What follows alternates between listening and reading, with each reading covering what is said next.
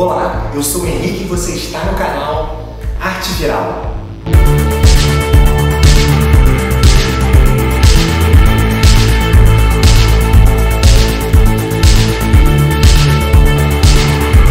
Esse é um canal sobre arte, desenvolvimento humano e hoje nós vamos falar sobre a mitologia inuit do Alasca. Mas antes é muito importante que você se inscreva no canal e compartilhe para que outras pessoas também possam ter acesso a esse mesmo material. E se você se interessa pelos limites entre a arte simbólica, a vida e a morte, esse vídeo é para você.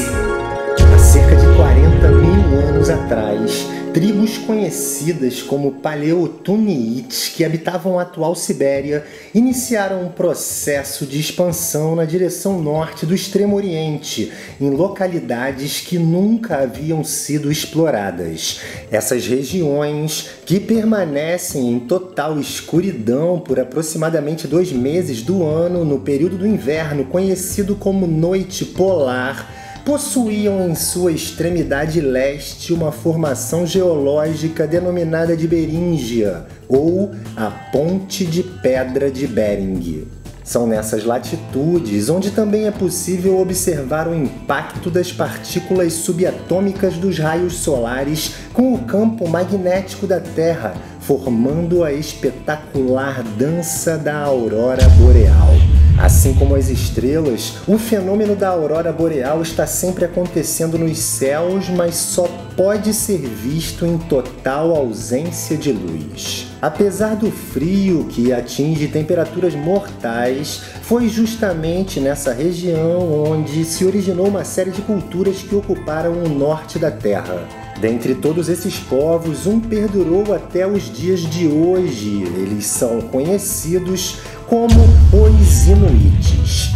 A região da Beríngia era formada por uma enorme faixa de gelo que teve seu período de maior extensão durante a última glaciação, isto é, há 20 mil anos atrás. Nessa época, e durante muitos milênios depois, inúmeras migrações independentes aconteceram, realizadas por povos que muitas vezes sequer chegaram a se conhecer. Devido ao frio, formaram-se calotas polares que retraíram o nível dos mares e dos oceanos, e assim, no sul da Beríngia formou-se uma ponte de gelo de 1.600 quilômetros entre os mares de Chukchi, no sul do Oceano Ártico, e o Mar de Bering, já ao norte do Oceano Pacífico.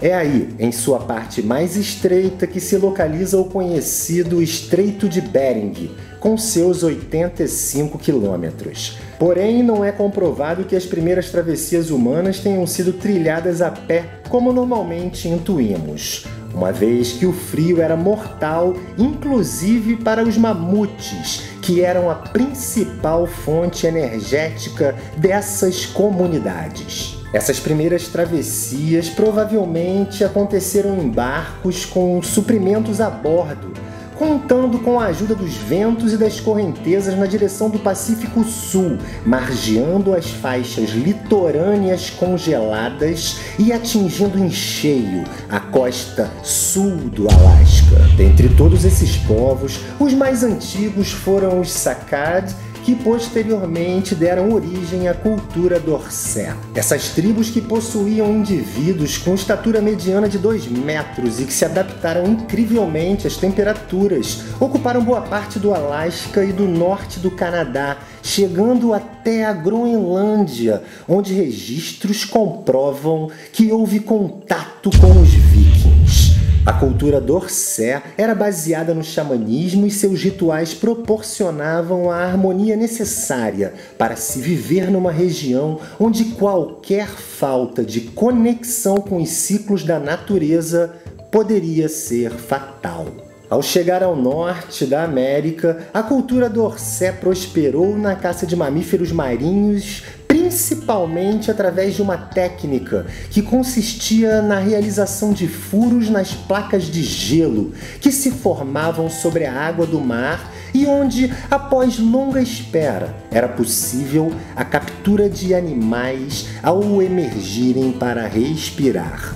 Assim, os Dorset produziam trenós e ferramentas com os ossos desses mesmos animais. Além disso, eles também foram os primeiros a construírem casas de gelo, em lugares onde as temperaturas chegam a menos 45 graus Celsius durante a noite. Na parte interior desses abrigos, conhecidos como iglus, a temperatura se mantém em torno de 10 graus positivos pela simples presença do ser humano. Já em 1000 a.C., outros grupos conhecidos como a cultura Thule, provavelmente já originária do que conhecemos hoje como Alasca, também povoou todo o norte do Canadá. Eles forçaram os Dorset a migrarem para a Groenlândia e ocuparam extensas áreas com seus umiaks, que eram barcos que mediam até 9 metros e eram construídos com peles de focas e de morsas. Além disso, os Thules tiveram contato com as rotas comerciais chinesas e japonesas por volta de 50 d.C. e por isso tiveram acesso a facas, lanças e flechas de ferro, o que proporcionou a caça de baleias e outros animais de grande porte. Os atuais Inuites, que ocupam o Alasca, o Ártico e o norte do Canadá, são descendentes diretos dos povos Thule. No idioma Inuktitut, a palavra Inuit significa os seres humanos. Ela deriva de Inua, que quer dizer força vital. Os Inuites foram chamados de esquimós ou comedores de carne crua pelas tribos do sul do Canadá. Porém, essa é considerada uma forma pejorativa de se dirigir a esses povos, que preferem ser conhecidos simplesmente por Inuites. Eles criaram os pequenos barcos para uma única pessoa, denominados de caiaques, que possibilitaram a rápida interiorização e a expansão do seu território, navegando através das corredeiras encachoeiradas dos principais rios do Alasca e do norte do Canadá. Além dos iglus, os Inuites construíam casas com os ossos de baleias e faziam óculos desse mesmo material para impedir que a luz do sol rebatesse no gelo e prejudicasse a visibilidade. Os Inuites acreditam que todas as coisas possuem Anirnik, que quer dizer respiração ou alma. O Anirnik deixa o corpo no momento da morte do organismo onde ela habitava, mas nunca deixa de existir. Ela se conecta novamente com o ar, chamado de Sila, e assim ele se transforma. Os Inuites possuem uma sociedade baseada na caça de grandes mamíferos e para eles abater um grande animal não é muito diferente de abater um ser humano. Para apaziguar a alma ou Anirnik de um animal que foi caçado, existem nessas culturas a figura do Anganuit, ou o xamã. As almas que não entenderam a morte são denominadas de Tuungait e são responsáveis pelas caçadas ruins e pelas crianças que se perdem no gelo. Assim, o xamã se conecta com as forças totêmicas dos espíritos guias dos principais animais para os Inuites, que são o urso, o lobo e o caribu, realizando rituais para que as almas desses animais caçados não voltem para se vingar. O xamã se comunica com as energias invisíveis presentes nas coisas visíveis. Na mitologia Inuit, não existe um Deus supremo, assim como o cosmo Inuit não é governado por ninguém. O que existe são os espíritos e as forças da natureza que possuem um lado visível e outro lado invisível.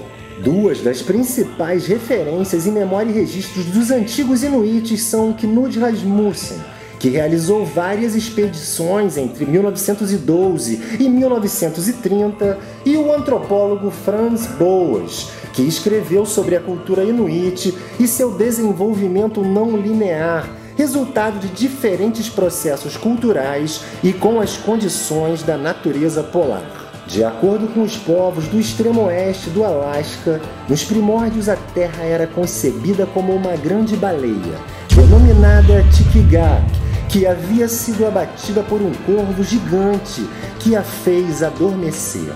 Acima da baleia Tikigaq há um outro mundo denominado de Kaila, onde vivem os espíritos dos ancestrais e que se comunicam com os xamãs através da aurora boreal. Da mesma forma, existia um mundo localizado por debaixo de Tikigaq, onde todos os seres ficam deitados e inertes, e de onde surgem os espíritos perdidos pelo apego à matéria e que se denominam Tu'ungait. Em determinado momento, teve início então uma grande nevasca que cobriu a baleia Tikigaq, com neve e com pedras, e assim se originaram as montanhas e as geleiras. De duas montanhas surgiram dois gigantes. O gigante masculino se chamava Umanituki e a gigante mulher se chamava Aakulu Ujuzi. Aakulu Ujuzi sentiu fome e perguntou a Kaila onde poderia encontrar comida. Então Kaila respondeu que não existiam animais porque a baleia Tikigaq estava coberta de neve e gelo e não conseguia respirar. Então Kaila sugeriu que a Aakulu Ujuzi encontrasse a abertura por onde Tikigaq pudesse voltar a respirar. Ela então fez um buraco no chão totalmente coberto por gelo e desse buraco surgiram todos os animais que vivem fora da água. O caribu foi o último animal, pois era o mais importante e foi considerado um presente para os inuites, pois além de servir como alimento, o caribu também iria aquecer o corpo dos seres humanos. Porém, com o tempo, os caribus mais velhos e os maiores foram desaparecendo, restando apenas os caribus doentes. Então, Aakulu Ujuzi retornou ao mesmo local e abriu o buraco novamente. De dentro desse buraco surgiu o espírito do lobo, denominado Amarok, que devorou os caribus doentes, fazendo sobrar espaço e comida para que os caribus sadios pudessem retornar. Amarok caçou os caribus doentes e deixou os fortes e saudáveis para que se reproduzissem, e assim foi mantido o grupo numeroso. Foi desse mesmo buraco que também se originaram todas as criaturas presentes nas histórias da mitologia inuit. De lá surgiu Tekeitzertok, o espírito que lidera os caribus, bem como o espírito do urso Nanook, que ajuda os caçadores durante a noite. E a orca Aklut, que se metamorfoseia em lobo e segue solitária no gelo até o amanhecer, junto de Hiraki, raptando crianças e as escondendo nas cavernas. Os primeiros gigantes que ocuparam o planeta não podiam ter filhos, então eles saíam para procurar as crianças humanas que brotavam do chão e ficavam escondidas em buracos de neve. Ao ver uma criança, as mulheres gigantes ficavam de cócoras e desenterravam os bebês. Quando essas mesmas crianças eram encontradas perto da aldeia, elas eram do sexo feminino. Porém, quando eram encontradas longe das comunidades, elas eram do sexo masculino. Duas dessas crianças foram Igaluk e Malina. Eles eram irmãos, porém foram criados separados até se tornarem adultos. Certa noite, Igaluk viu Malina e prontamente se apaixonou por ela. Como estava muito escuro, ele a violentou, porém Malina o arranhou no pescoço. Ao descobrir que seu agressor havia sido seu próprio irmão, Malina cortou seus seios e os deu de presente para Igaluk, que ficou com muita raiva. Igaluk então acendeu uma tocha e correu atrás de Malina, que também fugiu correndo, desesperada, com uma tocha na mão. Durante essa perseguição, Igaluk escorregou no sangue de Malina e deixou sua tocha cair na neve, que quase se apagou pelo contato com o gelo. Malina correu tão rápido que chegou a voar, e assim subiu aos céus e se transformou no sol. Já Igaluk também voou muito alto, mas se transformou na lua, com a sua luz mais fraca. Outra criança inuit era chamada de Sedna. Sedna se apaixonou por um capitão de um barco estrangeiro, vindo de muito longe. O capitão, após seduzir Sedna, foi embora e ela entrou no mar, a nado, atrás de seu amado.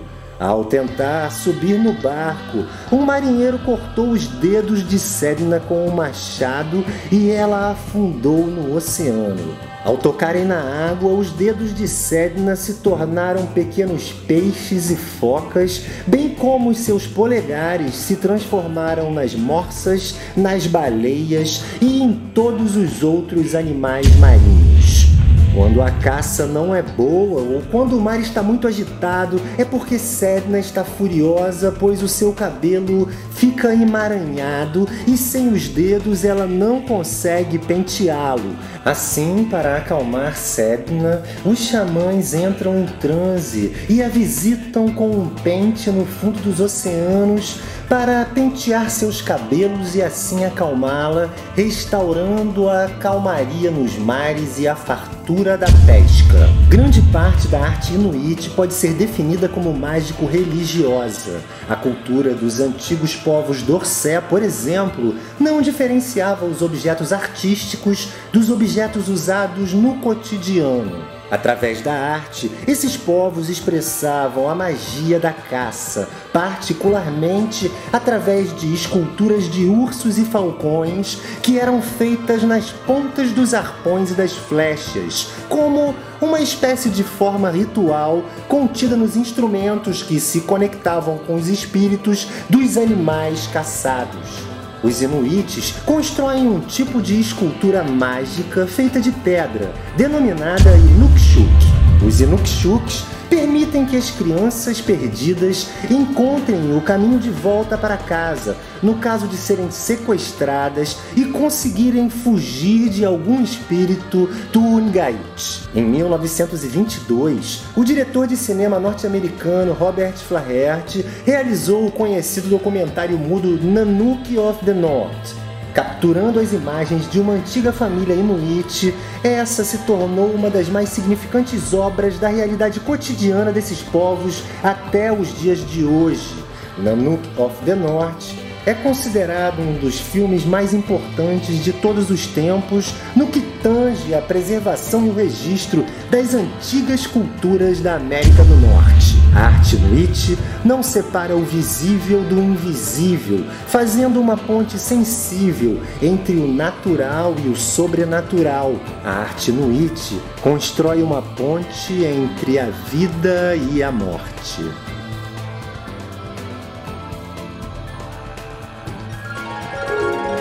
E esse foi o nosso resumo animado da semana. E se você gostou, clica em joinha e se inscreva no canal. Esse é o Arte Viral, um canal sobre arte e desenvolvimento humano. Eu sou o Henrique e até breve.